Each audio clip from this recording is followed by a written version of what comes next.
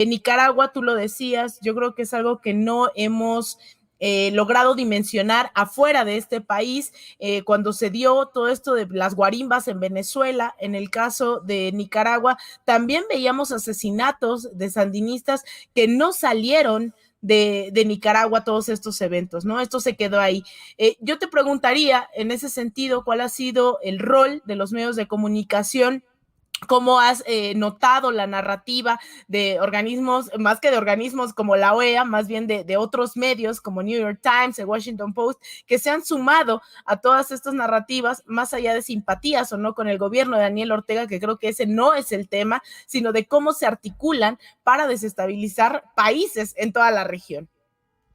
Sí, pues la verdad es que hemos visto, tú mencionaste que hay un guión, ¿no? Y de hecho hay un guión literal en el sentido de que hay varios libros escritos por personas como Gene Sharp. Gene Sharp era un líder o sea, un filósofo del golpe suave. Él escribió varios libros y en sus libros habla de cómo hacer un golpe de Estado, cómo hacer un golpe suave, un golpe político, como el golpe suave contra el Partido de los Trabajadores en Brasil, contra Lula da Silva y contra Dilma Rousseff en Brasil. Entonces, hay libros y hay tácticas, y la verdad es que Estados Unidos enseña estas tácticas con sus llamadas ONGs. Entonces Estados Unidos financia muchas llamadas ONGs, y en México es igual. Hay grupos como Mexicanos contra la Corrupción, que es un nombre muy irónico, ¿no? Porque muchos líderes son de esta llamada ONG financiada por Estados Unidos. Muchos de esos líderes son corruptos, pero es la misma estrategia en Nicaragua.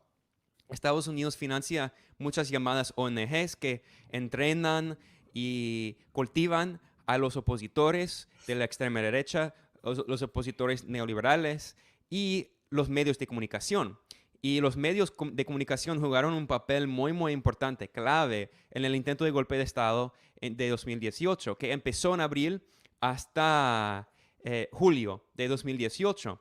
Y durante estos 3, 4 meses de violencia, asesinatos, tortura, los medios transmitieron muchas noticias falsas. Por ejemplo, hay un medio financiado por Estados Unidos que se llama 100% Noticias, y de hecho muchos nicaragüenses dicen que su nombre real es 100% Mentiras, porque publica muchas mentiras y noticias falsas. Y durante la intentona golpista transmitió noticias diciendo que el presidente Ortega ya se rindió, ya renunció, ya se fue del país, y ahora los sandinistas tienen que salir del país o serán juzgados y serán presos.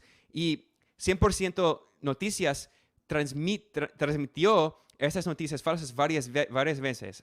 Pues obvio, eran mentiras, no es verdad. El presidente Ortega todavía sigue el presidente democráticamente elegido. Pero sí, había mucha propaganda. Además, hay otros medios que fueron financiados por Estados Unidos, como un periódico de la derecha que se llama La Prensa. Y La Prensa es un periódico que pertenece a la familia más oligárquica, más poderosa de Nicaragua. Además, hay otro periódico financiado por Estados Unidos que se llama Confidencial. Estos dos periódicos pertenecen a la familia oligárquica que se llama los Chamorro, la familia Chamorro. Y esa familia es la familia oligárquica con 7 presidentes del país. Y es como la monarquía de Nicaragua. Y Estados Unidos le ha dado millones de dólares, decenas de millones de dólares, solo a esta familia para hacer golpes de Estado, para financiar los medios antisandinistas. Y esta familia esta familia y su fundación, la Fundación Chamorro, en el centro de esta red golpista. Y justamente, ven, ahora que lo dices y que logras entretejer, ¿no? Toda esta trama de hay organizaciones financiadas por Estados Unidos, y curiosamente sus intelectuales orgánicos, ¿no? De la derecha salen en defensa en grupo, ¿no? Cuando se trata de Venezuela salen a defender a Enrique Capriles, a Juan Guaidó. Cuando se trata de Nicaragua salen a condenar el régimen de Daniel Ortega. Cuando se trata de Bolivia dicen que no hay democracia y que se fue el dictador Evo Morales. Y ahora en el caso de Nicaragua no fue el la excepción, teníamos personajes como León Krause, que todo el tiempo se la pasa cuestionando la democracia en este país bajo el gobierno de Andrés Manuel López Obrador, pero no cuestionó los asesinatos sistémicos en este país desde el 2006 con la mal llamada guerra contra el narcotráfico, no se cuestionó la detención y desaparición de 43 estudiantes, no se cuestionó el asesinato de 49 bebés, ¿no? Con la guardería ABC, y ahora salen y hablan de democracia y derechos humanos en Nicaragua.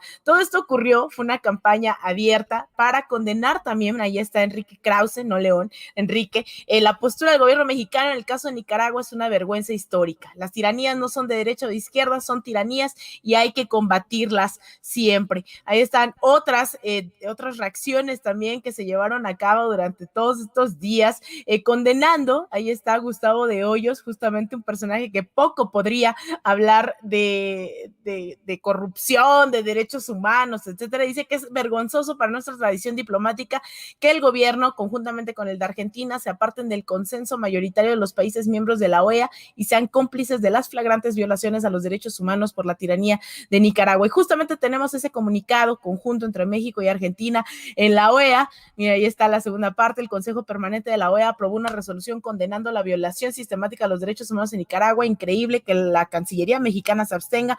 Ponen a México con las tiranías. Ya se habían tardado, ¿no? Pero ahora el caso de Nicaragua ha sido motivo justamente de este revuelo que ocurrió apenas estos días con motivo de esta resolución dentro de la OEA. Y yo les decía, creo tener cierto conocimiento de cómo se opera ahí, después de haber estado cubriendo la OEA, que es muy simbólico y lo repito todo el tiempo, la OEA apenas a unos pasos de la Casa Blanca en Washington, D.C., que está ahí, ¿no? Como custodiando a ver qué están haciendo. Recuerdo en algún momento de los más álgidos en Venezuela, fue el mismo secretario de Estado en ese momento, Mike Pompeo, quien a pesar de que Estados Unidos no es miembro tal cual pleno de la OEA, fue y dio instrucciones de qué hacer en el caso de Venezuela, se sentó junto a Almagro en una sesión del Consejo Permanente a decirles vamos a hacer esto, ¿no?